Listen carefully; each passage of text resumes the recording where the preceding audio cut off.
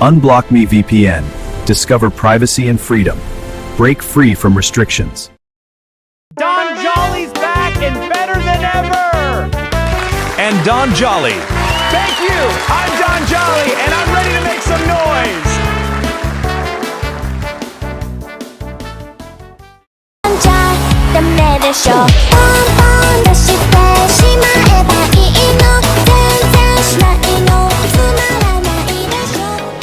The TSA man is looking serious.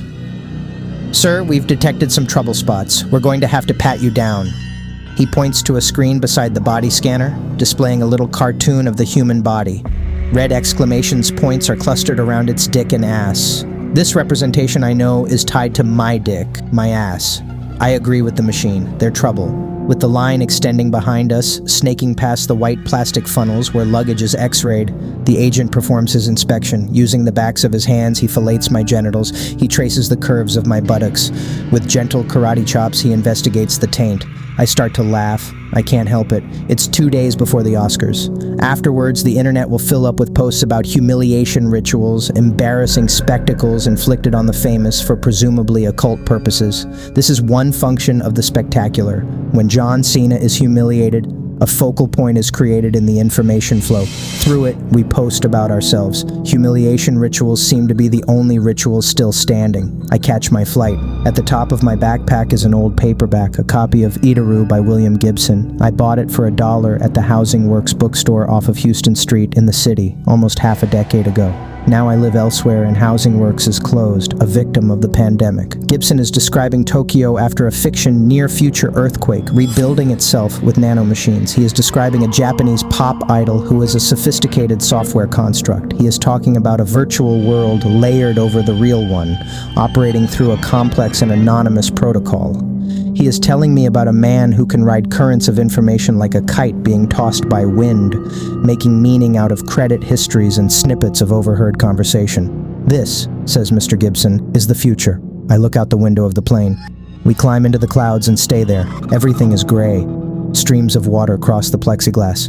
They are the only sign that we are moving. Idaru is fine for a long plane ride, but slightly disappointing. I used to get such a thrill from Gibson. In the 1990s, when I read him most intensely, the technological dystopia he described provided reliable shots of alienation. Culture shock, spiritual downbeats, urban friction. His effect is lessened once you've read his sources, especially Future Shock by Alvin Toffler and Speed Tribes by Carl Taro Greenfeld. Last summer, I was expounding to my friends about the theory behind a novel I spent 3 years trying and failing to write. One of them, a very intelligent young woman, informed me that all of its ideas were old. Toffler had been talking about them since the 1970s. Her recommendations led me down a trail of new books, depositing me here, thousands of feet in the air, traveling through a colorless rainstorm, realizing as I turned the pages of my paperback that William Gibson's primary innovation was bolting an indifferent thriller plot onto a cut-up of other people's insights. God bless her and keep her. My reaction to Idaru, like the water in the windows, was an indication of speed. Death is stasis. Life moves. We land at sunset. LaGuardia has been redone. It's a mall now.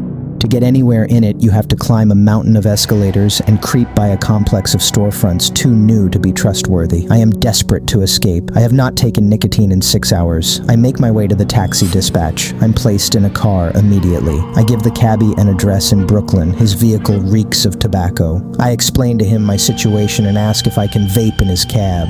He turns to me, silently lights a fat cigar and shrugs. It's a free country, he says. What the hell do I care? New York.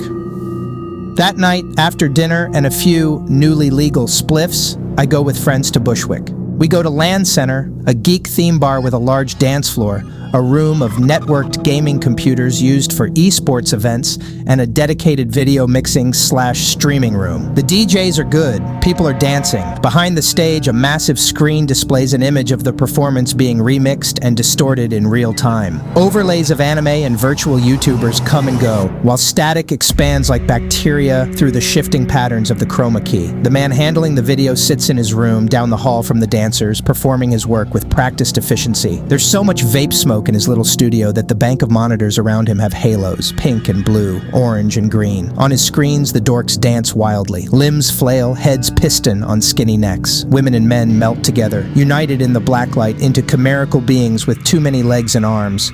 Above them, on either side of the stage, additional screens feature live feeds of Twitch streamers playing fighting games. In the hallway between the dance floor and the bar, LCD posters blaze with propaganda.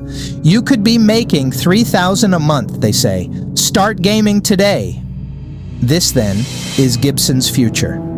Technology and sex, a real world incomprehensible without a virtual overlay, consumer behaviors elevated to the level of the performing arts. It's fun, undeniably. The crowd is enjoying itself, and I am enjoying myself too. Beside the bar, the wall is papered with dissected issues of Silver Age Superman, a grisly image for a comic book collector. My mind is playing tricks on me. Surely the vodka doesn't really taste like metal. How could it? The place is clean, far from a dive. There's no way aluminum shavings would be permissible under the health code. But there it is all the same, an aftertaste. Strange consequences of a technological society. Futures arrive old enough to drink. For 30 years, pop culture anticipated the cyberpunk, and now that it's here, it feels prehistoric, beside the point, oddly nostalgic. When the features of culture have been thoroughly anticipated, its arrival produces no shock. Gibson's thriller mechanics are wholly absent, too. The only danger at the rave that night was danger to the CGC ratings of old issues of Superman's girlfriend Lois Lane. A society awash in digital information isn't all secret plots and hidden intelligences.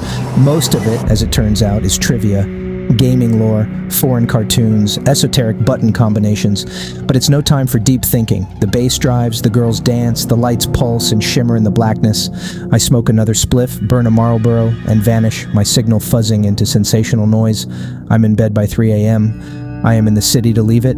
The next day at 9 a.m., my friends and I head upstate to a cabin in the Catskills. It belongs to one of them, who we'll call Lane. Lane bought his land years ago, and he's been developing it ever since, creating a paradisal second home for himself, his wife, and their 2 nearly teenage children. Once we arrive, we take the tour. There's a half-cylinder hangar of corrugated metal in one clearing, surrounded by ancient pines and cedars. Here are his tools: a winch for logging, a shelf of chainsaws, endless engines and drills, a rusted go-kart, sized for children. Down the footpath from there is the cabin itself. It has canvas walls and a full roof. It sleeps 4. There is a couch, shelving, a small coffee table. There is an outdoor kitchen, complete with shower. A gas-powered generator cools the refrigerator. Rainwater is collected, filtered, and stored in a watershed attached to the rear of the building. Appliances are powered by Makita battery backs affixed with cheap Chinese adapters which turn them into LED lamps or USB charging stations. Down another footpath there is a chemical toilet and an additional shower. Further along, a small cabin for the kids has been constructed. They decorated it themselves? One wall has a hand-drawn poster in its center, "Save Animals." Beyond that, running along the property line, is a wall of stacked stones first constructed in the 18th century. The trees on Lane's land have come and gone. By the beginning of the 1800s, they'd been logged to extinction. Once railroads allowed timber to be shipped from the Midwest, they were replanted. They grew throughout the 19th century and the 20th until the land looks as it does now. Deep woods, tree succeeding tree until the trunks vanish in the green distance.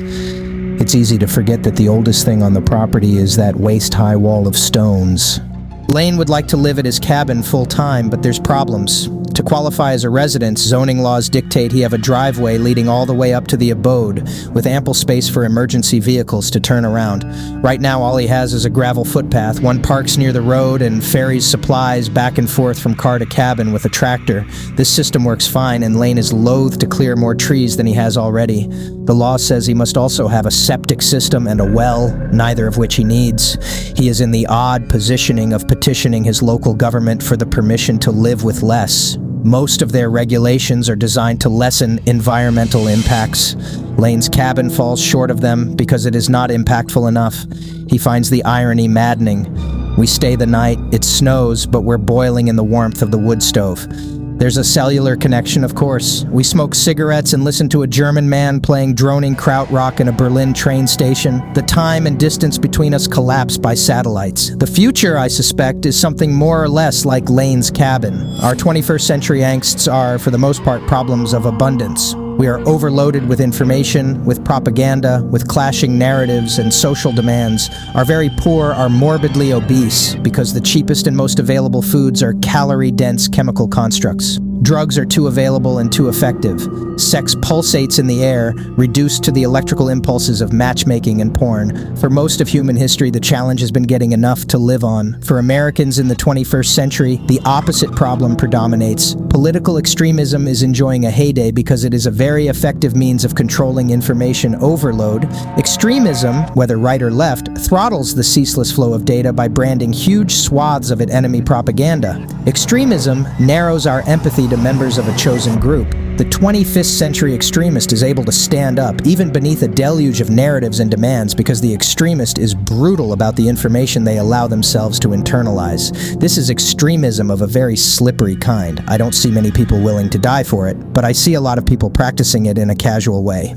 It won't even be right to call it extremism in a few years. Aggressive rejection of incoming information and living in a heavily curated mental dictatorship is fast replacing the old consensus culture. All of us are headed to upstate cabins of our own, novel ways of living, enabled by technology, wherein we may exercise absolute dominion over the landscape. Small houses, nomadic caravans, roommate collectives. The expansive American dream of the suburban home and the 30-year job has withered. Our new dreams are fast and elusive, but they, like their predecessors, are dreams of freedom. Kennedy's New Frontier was a space of collective action. Its interests were social, political, scientific. Our 21st century new frontiers are predicated on a rejection of the collective. Our future will be defined not by the leadership of presidents or businessmen, but rather by radical self-interest, practiced at scale. It might be worth a shot.